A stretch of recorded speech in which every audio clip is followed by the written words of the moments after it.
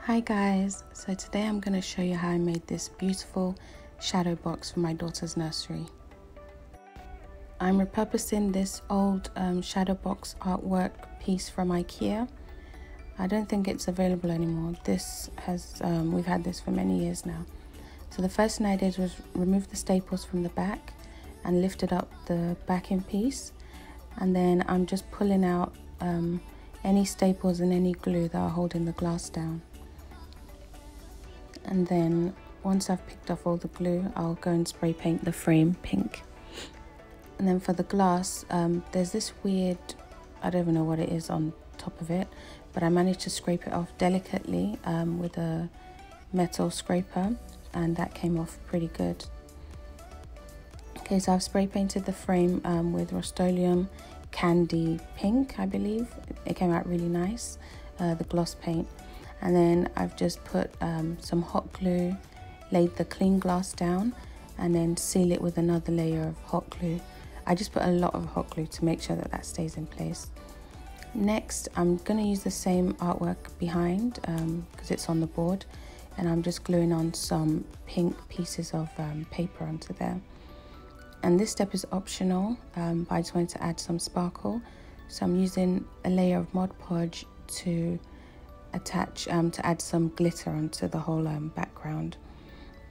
This is just in case there's any space left on the board after I've put the flowers on, then this will give some nice glitter to pop out.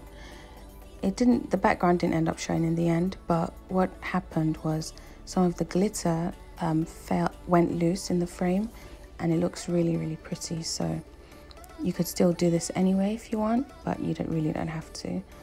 Okay, so once that's set enough, the first thing I'm going to do is just lay out some leaves, lay out some vines, just to kind of frame it a little bit before I continue with the flowers.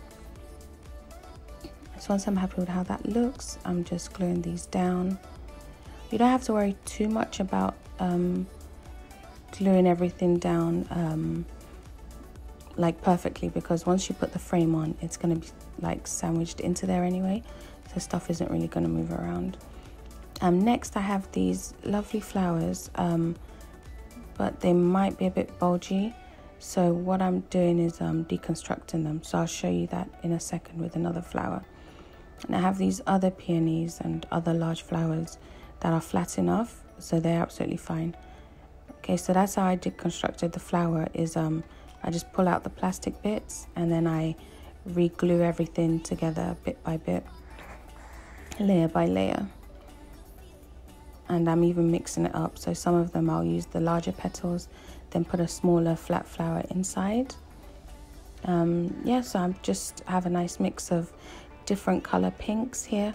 You can use the same exact flowers if you like, it's just up to your preference. I've seen some people just do rows of identical flowers, and that looks really cool as well.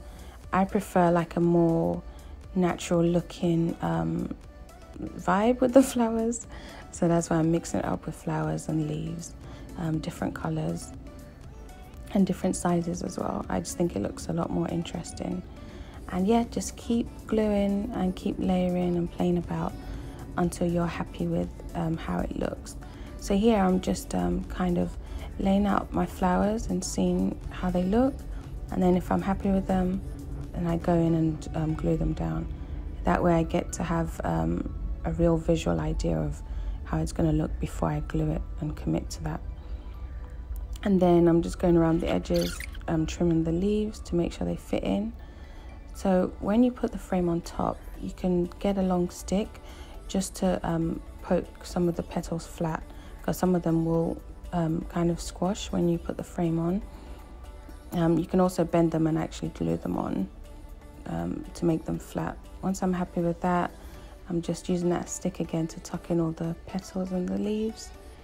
I've turned the board upside down and I'm using my staple gun to put the staples back in. You can try and use some glue, but honestly you would need some strong glue and you need to weigh it down, and you can do that. but the staple gun, I figured that's the way they did it and it lasted for years. So that's the way I was going to do it. I don't want this falling apart because it's going in my daughter's nursery. So I want it really sturdy. And then I've just cleaned that. So next, I've already cut out my decals from vinyl. Now, because this decal is long and I can only do 12 inches at a time, I use my cutting board as a guide to lay it out and make sure they're straight. So once I've lined them up together, they're stuck on that board. I then roll my contact sheet paper over it. So that means when I peel this off, I'm gonna have the whole word in one row. I don't have to stick it piece by piece, and that always works for me.